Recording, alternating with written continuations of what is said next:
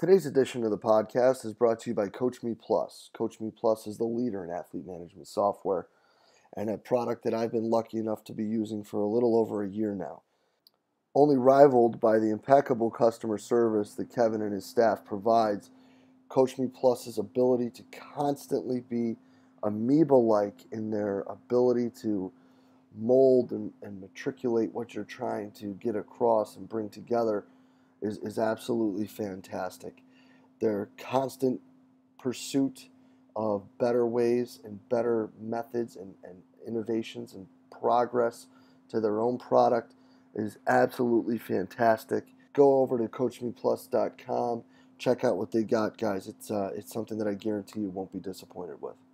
Hello and welcome to the podcast. Today, guys, we have the second part of our three-part series of the roundtable discussions we had at the 2016 seminar. Today we're going to sit down and talk with Sean Conaty, Valle, Amanda Kuperavege, Chris McCormick, Matt Thome, and Tony Stewart about athlete buy-in. And guys, it was really, again, open and honest sharing, people sitting down, telling people experiences they've had, sharing their past, their thoughts, ways that has worked. It was really cool, guys. And for them to do this in the middle of a terrible storm, live on the internet, was really cool. So thank you to the group that did this. I hope you guys enjoyed the talk as much as I did. And if you do, please share it, Facebook, tweet it, whatever it may be. But yeah, I hope you guys enjoy the talk as much as we did. Let's get right to it. Hey guys, welcome back. We're here with another question, and we're going to let everybody introduce themselves first. Hi, Sean Conaty, Christopher Newport University. Valle, Spikes Only. Amanda Kuperavege, Monmouth University. Chris McCormick, Gardner-Webb University. Matt Thome, Michigan Tech. Tony Stewart, North Scott High School. All right, so the question that we have in front of us is, how do you get your athletes to buy in? And when they don't buy in, how do you handle it? How do you handle things when they're not buying what you're selling? So at CMU, I think athlete buy-in really started when we had buy-in from sports medicine, so a collaboration amongst strength and conditioning and sports medicine. Athletes seeing the same verbiage coming from both sides of the department. They spend a lot of time with us. They get a lot more time and more care, I would say, from the athletic trainers. They're more on a personal basis with them. So once the athletic trainers and ourselves decided, not only do we have good communication amongst each other, but I respect what they're doing, they respect what I'm doing, and then we're going to collaborate and do movement screening together, develop corrective exercise progressions for the athletes. Now I have buy-in from the department, and then the athletes saw that, and that was a huge step for us, just because I think I stepped into a situation where the athletes trusted athletic training, so now all of a sudden they're going to trust strength and conditioning. As far as any programming goes, I think just results speak. If you get down on their level, develop the relationship with them, and explain why you're doing what you're doing, give them that roadmap, just let the results speak for themselves. It's pretty good. Athlete buy-in is always remember to be an athlete. I think we all remember what high school is about, and that's probably how we got involved in strength and conditioning. So I have a rule. I wouldn't do it myself. I wouldn't expect someone else to do it. So all the stuff that we're asking our athletes to do, and the first thing I ask, how can we make it fun? Because what we're trying to do is take a small window of an athletic career and make it a journey. And if it's not good enough to write about, then it probably has something that's pretty boring. Working kind of with a mixed group, you got administrative people, then you've got the sports medicine. I think the easiest thing to do is have a written plan. So when you're making a comparison, they have to bring the same standard or quality of planning. It's easy to tear someone down, and argue, but if you have nothing written down, it shows that you haven't put the effort. So I think the easiest thing to do is to kind of have just something. A light plan shows that you have a framework to start with. I would say a really big piece in athlete buy-in is also buying into your athlete and showing that you care. A lot of athletes, to be quite honest, and I guess if they recognize that you don't give a fuck, they don't give it back. So buying into your athlete, caring about what they care about, getting excited for them, looking into their interests, and programming for them, being open to change and that type of thing, and noticing that they just got killed in practice, and you're not going to just hammer them again when they come in the weight room, recognizing the demands of their sport, buying into the athlete and caring for them, and them knowing that you are on the same team with the same goal. I think that is incredibly important for athlete buy-in. And if they aren't recognizing that right away, I think, maybe taking it, especially for our guys, a little bit further, all of our guys are really interested in what the pros are doing, and them seeing us going out, reaching, making connections, getting info, seeing what other guys are doing, how other guys are training, what the high-level guys are interested in. If we're bringing some of that information back and sharing it with them and saying, hey, this is what we're doing, how do you feel? Is it producing results? And sharing that with them, I think, is one way to help create that buy-in at the end of the day. That's all good. I think mine's probably an example. Talking with Matt, interaction with Jay, Yosef, some of the other guys in the 1x20 stuff. With our football team, we've implemented the 1x20. And for football, anyone knows that football, our basketball team was cake. Our football team was very hard to get to buy-in. And one of our actual D linemen, I've been at Garberwood for a year, and he was one of our actual turds that we had. And he started work with me during his pro day stuff. And, he was working with somebody else, wanted to try and work with me. I was like, hey, we're going to do this. And he was really some of the guinea pig and some of the things we've been doing. And, he was timed a 5 flat, and all his buddies are seniors and juniors now. And then when he went in front of the scouts, he ran a 4.69 within 2.5 months. And his vertical went up 8 inches. And all the things that those guys have talked about, and all our athletes hear that and they go, what? Like, what just happened? And now everybody, we post the numbers. We post the weight numbers in the weight room. We post it in the locker room. Nobody has nowhere to hide. And I think for us now, guys seeing those results, they're like, holy crap, like, Coach maybe knows what he's talking about. And something off the wall like the 1x20 is, as much as people that are probably listening kind of hear about it, you see those results and it speaks for themselves, just like he said. And that's been the wild thing for me is those results do help the buy-in at the end. So yeah, and going off of that, the results, but that's kind of that's part of the process. I think to begin with, it starts with what everybody's already said, and that's trust. Teaching them why you're doing what you're doing. And, as another example, I've literally had athletes come in, and I have very smart athletes, so they really want to know kind of the details of why we're doing what we're doing and, why we're not doing what they were doing before.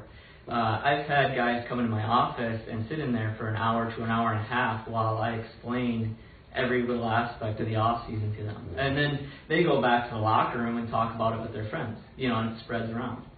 So that's a huge part of getting buy-in. And then the results and getting the coaches buy-in, so the other staff members. So now I'm fortunate enough to have a head football coach and a head men's basketball coach who absolutely love what I'm doing. And they'll tell the guys, you need to do this. When you go home for the off-season, you're going to play, and you're going to be ready to play if you do what you've been given rather than doing some other programs. So there's a lot of buy-in that, and those guys help me a lot. So I think it's all-encompassing. I'll address the second part of that a little bit more because I agree with everything you guys are saying. But one of the big things I see between coaches and like sport coaches and strength coaches is there's these walls there. Just talking to a coach a couple weeks ago, and he was talking about the sport coach is an idiot, he doesn't know anything. But if we take that approach, we may think that at times, but if we take that approach, nothing's ever going to get done. So what I've done, we invite our coaches are assigned to come in the weight room, and they're there, and I don't want them to just be there to walk around. I want them to learn and understand what we do and why we do it. And we do a lot of the 1x20 scheme as well. And when you explain to them, I work with everything 14 to 18-year-old kids.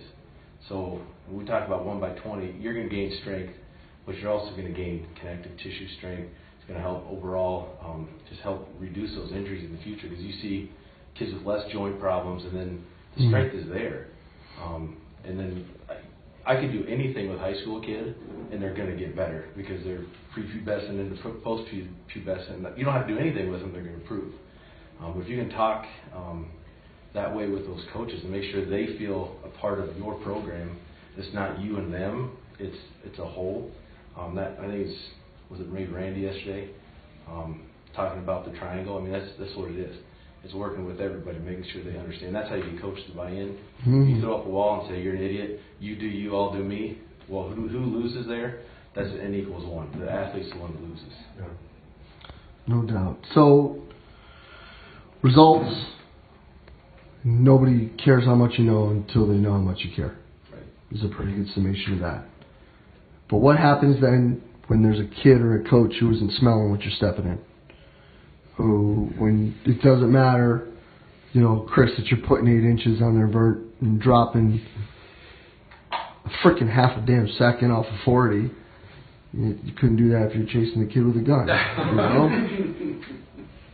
So, do you have an example of how that was handled, or how that went down, and how that changed things, or what you altered in order to right the ship, so to say?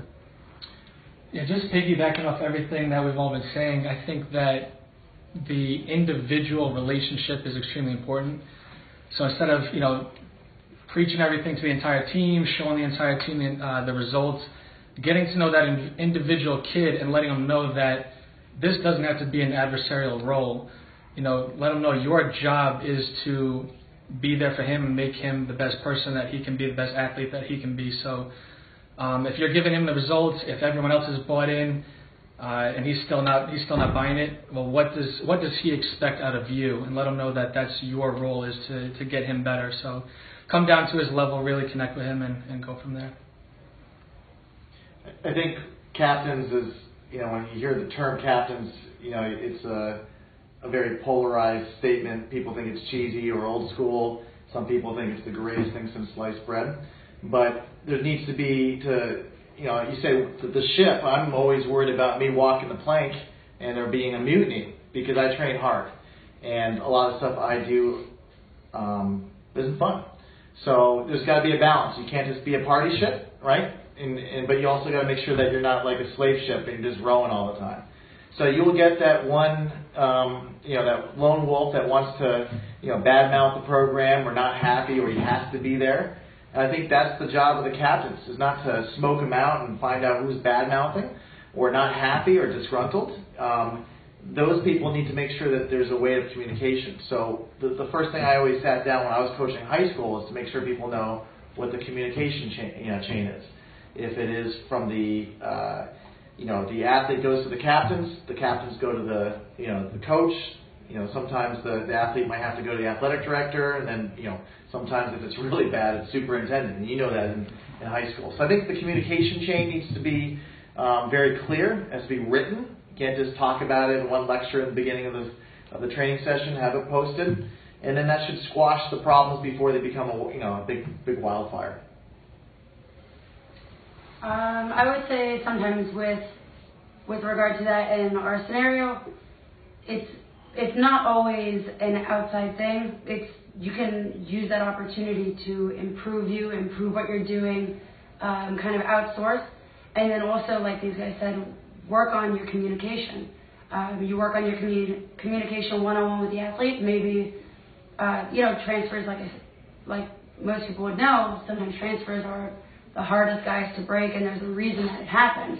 But you being able to establish that relationship with them and between them and the coach, and maybe there is something off that they're in a little bit of a different space than everybody else, and working that out for their benefit and wrapping it into the team and the team culture can make a huge difference in that dynamic and how everyone is working together. So if you can figure out that triangle of communication, like they said, is really important between everybody. Yeah, I mean, the communication piece, I know, is huge, but even for some of the guys like Ryan Horn and some of the other guys that we know they're hired by a coach, I think it's easier for them where they have the situation of the coach and them preach the same message. And even for me, when I was hired for the entire department of Gardner Webb, but I primarily work with football and basketball. So that's my biggest thing too, is whenever I'm in the weight room, recruiting, whatever it is, when you're bringing new people in, you're always going to have, I guess you'd say, some of those bad apples, but it's also making sure on the coaches end, the athletic trainers, and all those facets that the athlete's going to see, that we are all talking the same thing. Like Randy said, like, who's teaching who how to squat right? Well, you start getting in these different things, the athletes may take sides, they may take sides of the athletic trainer because they think, well, he's going to bail me out of doing something like this, while I may do something in another way. And that's really bridging that gap with the communication, because I mean, we're all going to have bad kids. It's, you know, eventually, if we talk about the results too, is, you know, you can do certain things a certain way, but then I think it's a reflection for our coaches of, you lay a lot of things out on the table and you're like, I don't know what else I can do, like, and then the coaches start reflecting of, well, what can we do to grow, because we haven't been super successful at Gardner Webb. So now it's like, what else can we do to get better? And then some coaches are just searching for anything. So then you start meeting those two things together, and that's where the growth happens. So. Yeah, and like I mentioned before, I'm lucky enough to have both the coaches that I work with have my back on, you know, whatever it is I'm doing now. It didn't start that way. I mean, basketball, there's a lot of buy-in right away. Football's a different story. It's a different mentality. They kept wanting to do more and more and more. But the football coach gave me a chance, and once he saw the results, he's meticulous about his numbers. He started to give me more freedom, and now it's go for it. You know, now he has my back 100%. It's great. But it's been the same way with the athletes. So the athletes, it was a little bit easier. And like I said, my kids are really smart. I encourage them to ask questions, which when I got there, the previous strength coach, it was like, you're doing this and that's it. Don't come talk to me at all. So it was brand new to them, so it's hard to get kids to even ask questions about the program. So, you know, like when I would see a kid that was maybe pissed off about something we were doing, I would go talk to him, like, hey, what's the matter? Do you have a question about this? This is why we're doing that. And, you know, just keep giving it to them in little bits and pieces here and there, so that it kind of sinks in a little more. And like I said, I had multiple kids who I literally talked with for an hour, hour and a half, one-on-one in my office and explained everything, you know, why we're doing what they're doing. And they went and left and said, you know, thanks, coach, you know, they understand. And these were guys who were leaders on the team, and they go and spread that message to the rest of the guys too. So, yeah, it's worked out really well. I got a couple of specific examples, good and bad. And one, couple wrestlers of ours that were pretty good, pretty talented wrestlers. First 2 years, freshman, sophomore year, I mean, their time in the weight room was a joke. I mean, it just was. Number one, their coach was supportive of me, of course, of what we were doing. But those kids would, I mean, they would mess around and just dink around time and couldn't get them to move. You know, we always talk about having a sense of urgency and just couldn't get it to do them. I remember one day we had kind of a meeting in the hallway that was just transitioned from the gym to the weight room. I said, specifically, when you guys figure out that I'm here for you, and I'm not for me, we're going to get along a lot better. I said, I'm here because of you. I want you to be successful. And for whatever reason, that must have hit home, because all of a sudden things started to change. And well, now you go back to everything in the first one you did, that relationship. Those 2 years, I worked on that relationship. They weren't really picking it up, but because I worked at it, and they realized that I was there for them.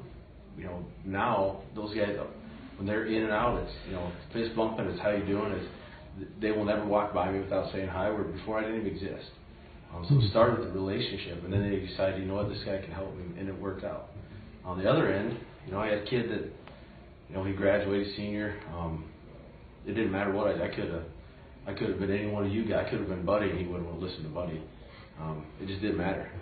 So sometimes you have to sort of cut your losses on that. It doesn't mean you give up on it, but if I let it break me, then it would have broke me. You know? Mm-hmm. You just have to kind of let it go, because the dynamic there is sometimes you have parents involved, and with that one, I mean, if I had charged them $2,000 a month, I probably would have been a genius. Does that make sense? So no, 100%. Sometimes you just have to let. Sometimes you just got to cut bait. Right. You know. Yeah. I mean, and what makes it hard is when it's a leader on the team. Right. You know, exactly. that's difficult. But I think that everything else that you guys said was like dead on. It was awesome. And thank you guys for tuning in, and thank you guys for the time and being part of this. Really appreciate it. Thanks. Cool. Awesome. And a huge thanks to the group for sitting down and talking with us today. Thank you to Sean, Carl, Chris, Amanda, Matt, and Tony for taking some time and being open and honest and sharing with us. Guys, it's brave to sit here and talk about things that you've been through and how they've worked and how they haven't, and so on and so forth. So kudos to them for being as brave as they were to share with us and talk with us, again, in what was really kind of a nasty storm, to be honest. And just so you know, the videos are live on the internet now, so if you were looking to pick up a copy of the 2016 seminar, you can grab those at www.cvasps.com. And don't forget, the manual volume 1 is still available, so you can grab that too. Just go ahead and click on the store and look right down on the drop box right there, and you can grab a copy. Guys, once again, thanks for being a part of everything we do here at Central Virginia Sport Performance. We appreciate you guys taking the time to listen, and we will be back next week with the third part of this series. We will see you then.